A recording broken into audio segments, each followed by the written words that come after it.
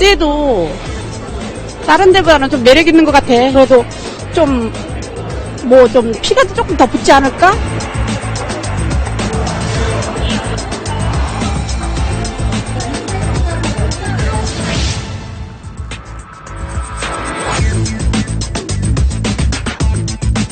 완판이 됐다고 들었는데 90% 정도 토요일에 입사는 해서 그래도 100% 교육을 하기는 어렵거든요.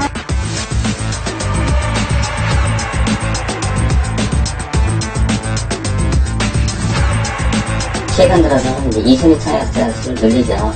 그런 것을 전문적으로 이렇게 좀 수집을 해주는 그런 일정 부분의 단들도 좀 있습니다. 올해 건설사들은 11년 만에 가장 많은 물량을 분양시장에 쏟아냈습니다. 아파트 모델하우스에는 사람들이 몰려들었고 수백 대 1의 청약 경쟁률은 이제 낯설지 않은 숫자가 됐습니다.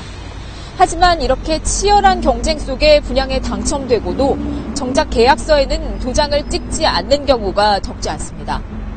청약은 대박이지만 실제 계약에는 고전하고 있는 아파트 분양시장의 온도차를 취재했습니다.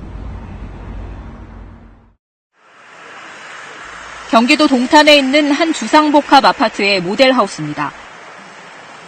빗속에서도 상담 차례를 기다리는 사람들이 길게 줄을 서 있습니다. 고객님 저희 청약통장 하나 가지고 저희 아까 말씀드린 대로 일정이 저희가 18일 날 청약 한 번 하실 수 있고. 동탄 2기 신도시는 위례 신도시와 함께 분양 인기 지역 중 하나로 손꼽히는 곳. 상담하러 온 사람들은 투자 목적으로 아파트를 구입할 경우 수익을 낼 수 있을지 문의합니다. 분양 받으시면 이쪽으로 인사 오시는 거예요? 그것까지는 아직 생각을 안 해봤어요. 근데 이쪽은 이제 KTX하고 GTX가 간다니까 이쪽도 한번 해보려고요. 청약 통장도 있고. 피가 조금 더 붙지 않을까? 그런 저기로 나중에 또 매매했을 때 이렇게 잘 될 것 같아서. 그러나 최근 들어 청약 경쟁률이 높은데도 불구하고 계약 단계에서 미분양이 되는 아파트들이 나오기 시작했습니다. 중견 건설업체가 짓고 있는 동탄의 이 아파트 단지는 전체의 3분의 1 이상인 440여 가구가 미분양 상태입니다. 지난 8월에 청약 접수를 시작했을 때 경쟁률이 2.6대 1을 기록했지만 아직 물량이 많이 남아 있습니다. 거기는 위치도 않고 분양가 떼고 얘는 주위에 프리미엄까지 반영을 해서 분양을 해서 저층은 미분양을 났어요. 위치가 또 외지거든요. 지난달 청약 접수 당시 3대 1이 넘는 경쟁률을 보였던 또 다른 아파트 단지도 190여 가구, 전체의 15% 정도가 분양이 안 됐습니다. 분양권을 받고 나서 계약을 포기한 가구가 잇따랐습니다. 지난주에 분양에서 4차 경호가 처음으로 분양이 나와요. 지역사 아무튼 떨어져 있으니까 여기가 구입을 많이 났고. 서울 강남의 이 재건축 아파트는 평형별로 최고 131대 1, 평균 21대 1의 높은 경쟁률로 화제를 모았습니다. 그러나 분양 시작 후 한 달 반이 넘도록 계약을 마무리 짓지 못하고 있습니다. 완판이 됐다고 들었는데 90% 정도 토요일에 입사는 해서 그래도 100% 교육을 하기는 어렵거든요. 청약 불패라는 말이 나올 정도로 청약 물건이 나올 때마다 수십 대 1의 경쟁률을 기록하던 부산도 상황은 크게 다르지 않습니다. 지난 8월 평균 45.8대 1의 높은 경쟁률로 청약을 마감했던 부산 동래구의 한 아파트는 10월 말까지 15%가량 분양이 안 된 상태. 28대 1을 기록했던 부산 사상구의 아파트도 20%는 미분양 상태인 것으로 알려졌습니다. 주상복합 아파트들 같은 경우에는 미분양 수가 이제 좀 많아지고 있는 추세이고요. 시가 약하거나 그리고 이제 분양 가격이 주변 시세와 비해서 이제 높은 아파트들 같은 경우에는 일부에 한해서 미분양이 나타나고 있습니다. 높은 경쟁률을 뚫고 아파트 분양권을 얻고도 실제 계약을 하지 않는 사람들이 많은 이유 중 하나는 가수요가 적지 않기 때문입니다. 이들 가수요자의 상당수는 분양권 전매를 통한 단기 차익을 챙기는 것이 목적입니다. 지금까지 입주한 것들은 60% 이상이었어요. 그러니까 왜냐하면 2, 3년 전에 분위기 그렇게 썩 좋지 않을 때 분양한 것들이라 실입주자가 많았거든요. 근데 지금은 이제 조금 동산이 뜨다 보니까 투자 가수가 좀 붙어서 반은 안될 것 같은데 중간은 많이 팔았어요. 전매할 때는 보통 그러면 차익을 한 몇? 4천 넘었죠. 선취하는 아파트 경우는 5천원씩 할게요. 뒤에 따라서. 이 웃돈을 목적으로 청약통장을 사들여 아파트를 당첨받은 경우도 있었습니다. 일부 브로커들은 당첨된 분양권 200여 개를 비싸게 되팔아 수백억 원을 챙기다가 경찰에 적발되기도 했습니다.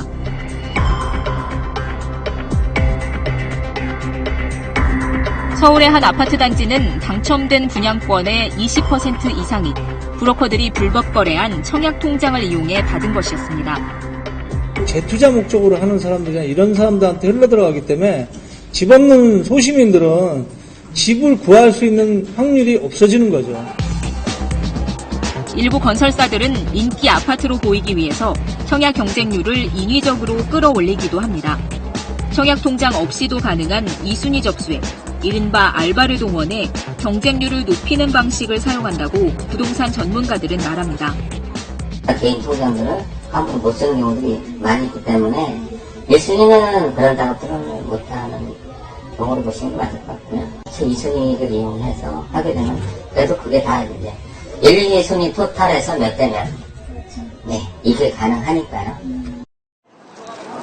분양 대행사 관계자들이 자신들의 지인을 불러 모으거나 부동산 떴다방 등을 통해 돈을 주고 신청자를 모집하기도 합니다. 한 현장에 이제 100명, 200명씩 이렇게 저희가 투입이 될 때 그 인원들만 하더라도 주변 지인이나 자기 통장 이런 것들 해서 쉽게 갈 수 있는 부분이고요. 그에 따른 어떤 그 비용적인 부분을 묶었다 5만원, 10만원 이렇게 하고 지급할 수도 있는 거고요. 그런 것을 전문적으로 이렇게 좀 수집을 해주는 그런 단위들도 좀 있습니다.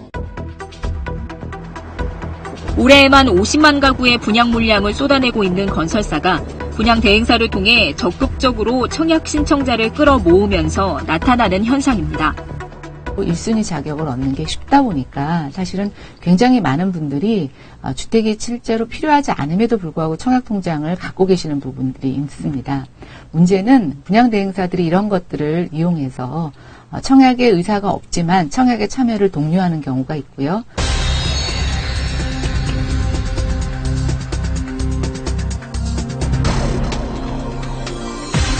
전국의 미분양 주택 수는 다시 늘어날 조짐을 보이고 있습니다.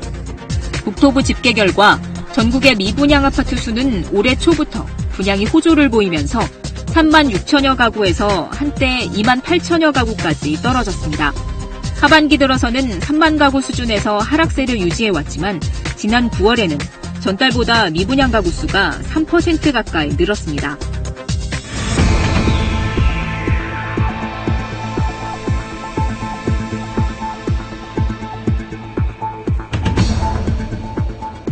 분양 신청 역시 열기가 식어가는 분위기입니다. 취재진이 올해 초부터 이달 중순까지 금융결제원에 등록된 전국 일반 분양 아파트 548개 단지의 청약 접수 현황을 분석한 결과 2, 3순위 등 후순위 모집까지 진행하고도 청약 신청을 받지 못한 아파트는 2만 2천여 가구로 공급 물량의 약 8%에 해당되는 규모였습니다. 청약 미달 가구는 올해 초 10% 선에 다다랐다가 다소 줄었지만 공급 물량이 집중된 봄, 가을 이사철에는 미달 현상이 두드러졌습니다. 하반기에 접어든 8월 이후 청약 미달 물량이 더 많아지면서 이달에는 분양시장에 나온 아파트 가구 수의 17%가 미달로 남았습니다. 지난달 388가구를 모집한 경기도 광주시의 아파트는 신청자가 13명뿐이었고 파주시의 한 아파트에서는 2천여 가구 모집의 절반은 미달이었습니다.